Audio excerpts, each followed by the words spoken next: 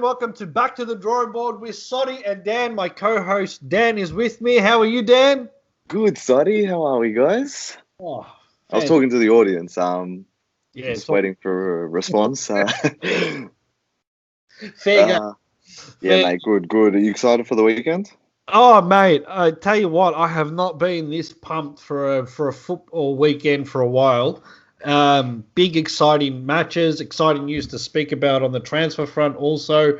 And obviously in today's episode, we're going to be going through the top 6 clubs as we change the structure of how we do things moving forward. We obviously felt talking about bloody West Ham and all those other teams. You know what the funny thing is about West Ham? I've been seeing things about West Ham pop up everywhere.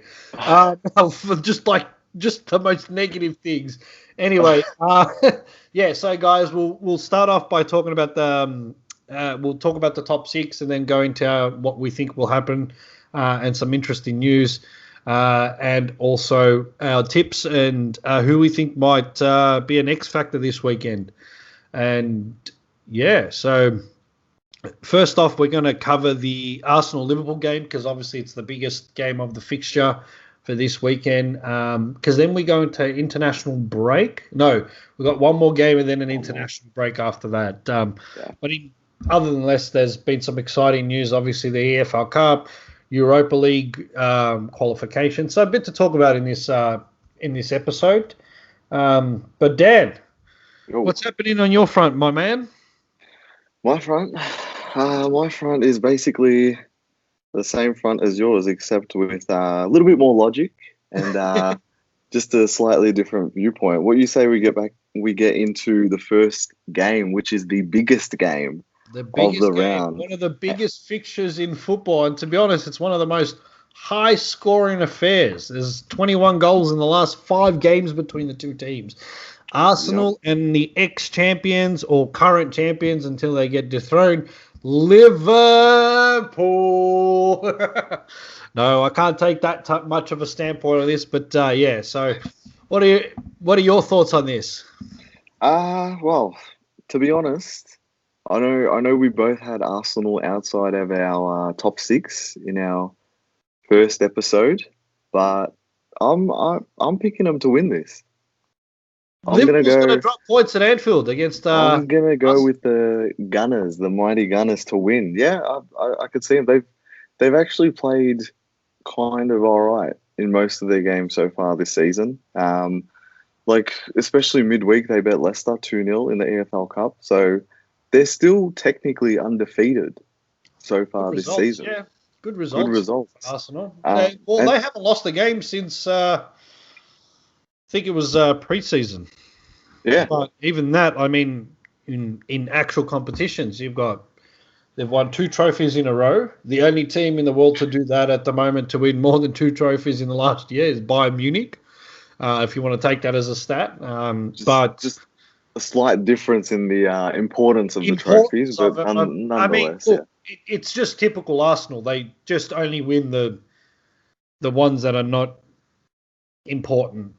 I mean, but yeah, the FA Cup, they won the Community Shield, obviously. They won their first 2 games of the season.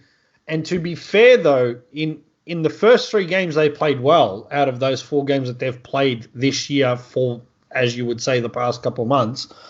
And the only game that they haven't played really well in, they beat Leicester, right? So, got that. The only game they haven't played well in was against Fulham. That's it. Yeah, they still managed to win. Last week against West Ham, sorry. The 2. Oh, yeah. The 2-1. That's about it. Other than that, like, they were lucky to get away with it. Where I think they probably won't be able to get away with this magical Liverpool team. Oh my God, Thiago in it, 75 completed passes, more than a whole team in 45 minutes. Hang on. To be honest, I'm going to go out on a limb here and say that win against Chelsea wasn't that impressive as well.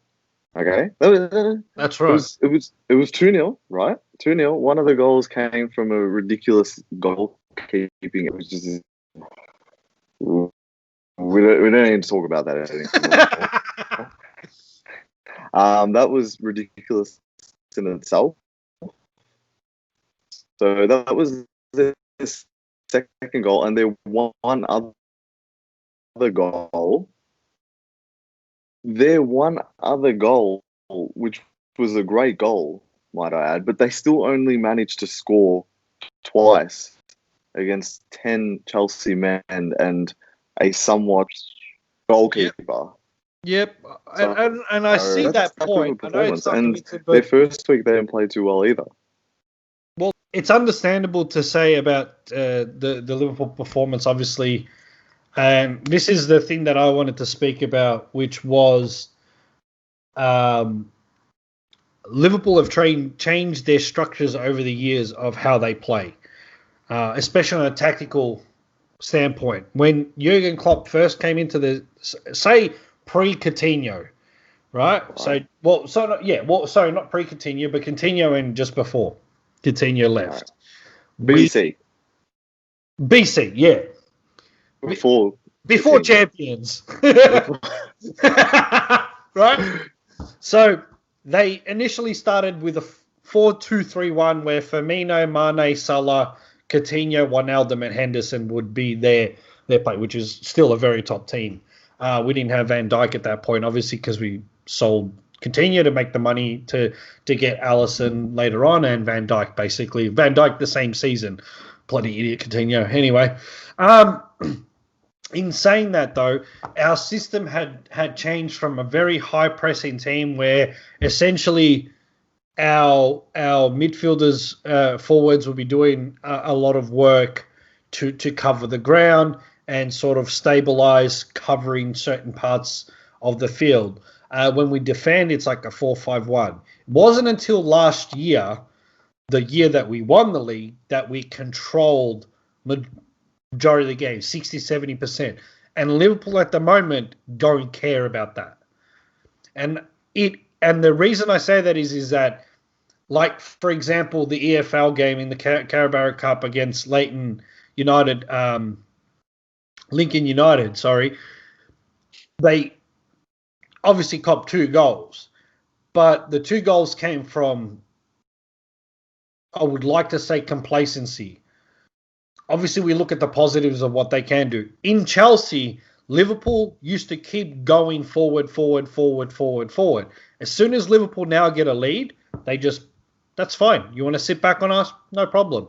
You don't want to, whatever. We'll just pass the ball around for the next 90 minutes. We don't care. And that's, I think, what it takes for Liverpool to be champions. And that's why, granted, it was 0-0 at halftime against Chelsea, but Liverpool were always going to either come out on top of that game, regardless of 10 men or 11 men or not, because I feel that, especially when now we can change our team the way it's structured, we can have Henderson who can drain midfielders and drain the other team. And then if we want to be more control-based, pass-based, played in behind and whatnot, you just bring on the magician, Thiago. And not only that, I don't think people, and this was me too at the start, were like, yeah, not too sure about Liverpool. Like, there's some Liverpool supporters I think will finish third. I even, said it on here saying that there's a possibility of even finishing fourth. Because that's pre-signings. Now with the signings that Liverpool have and the way they're structured, I don't see, even in the foreseeable future, in the next couple of years, within the next 2 years, you would say seasons, them being stopped. And I don't think Arsenal will be right. Hey, look, we'll drop a few games. I just don't think it'll be Arsenal. I think it'll be those Everton games. It'll be one of those games where Klopp has trouble with the other manager's system versus trouble against teams. Not saying that Chelsea didn't put up a performance, but your 50, 60 million, pound striker couldn't even put the ball in the back of the net. So hang on. Okay, golden boot. Hang on. Firstly, I reckon we definitely need to have a timer going when there's Liverpool games in question, because we almost out of time, guys. We don't have much time left, thanks to Soddy. But look, what you said is true. Like there is a noticeable shift in terms of their style of play. Now, that's a dangerous game to play because I get that you have to adapt every single year because teams are going to come out and figure out ways to beat you. But I'm just not sure that that style of play is necessarily the way that would suit the Liverpool players. It's a fair shift going from attacking to basically keeping the ball and sitting back and taking that pressure. Like it's it's a lot easier said than done, especially since they're already champions. That we've already seen they haven't had the same kind of desperate mentality defensively, and prone to making a little bit more errors. So well, they've lost Arsenal 2 times in a row. Once in obviously towards the back end of the season, and in the Community Shield. So yeah, and I don't know. I think they've always got the firepower to score. They're always going to have that as a threat. So I get that. I just don't know.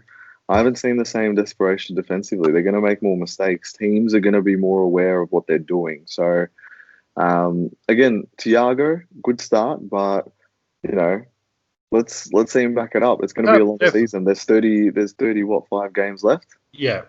It's totally understandable, but this is where the true test of champions comes from. It's that psyche, and I've already seen complacency. Yeah. So it's kind of like we're so good that cool. What do you give us a prediction? Yeah, so I think it'll be 4-2 Liverpool. 4-2, okay. 4-2. It could possibly be 4-4 for all we know. This game, as like I said at the start, is 21 goals in 5 games. Some teams don't even get that in a full season. This is a high-scoring fixture, but 4-2 Liverpool way. I'll go Arsenal 2-1. So 2-1 Arsenal. Well, that was one of the. See. We'll see. We'll see what happens. Before we move on to the next game, ladies and gentlemen, let's get our sponsor for today's video. They don't pay us, but we like to get homegrown talent out there. We're kind of the Londoners here, So head on over to Mightier Than the Sword podcast. It'll be good if I put in the right thing. Mightier Than the Sword podcast.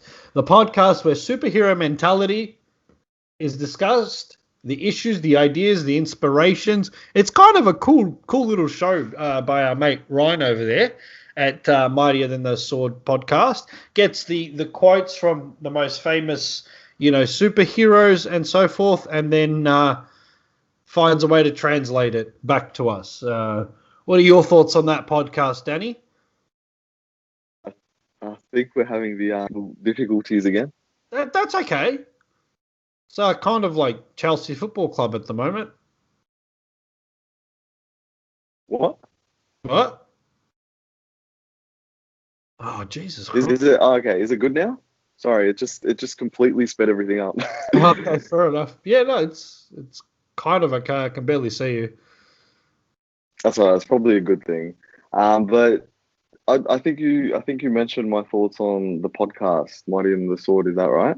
Yeah. Really enjoying it. Some really good quotes. Some really unique takes as well of our interpretations with it. I've actually contributed quite a bit to it. Looking forward to see what he introduces next. Yeah, no worries. So make sure you head on over to Mightier Than the Sword podcast for superhero mentality, where we discuss issues, ideas, and inspirations that we interpret from our favorite heroes from every media platform. And make sure to go check out Double Coverage, the sports podcast. Also, some friends of mine over there.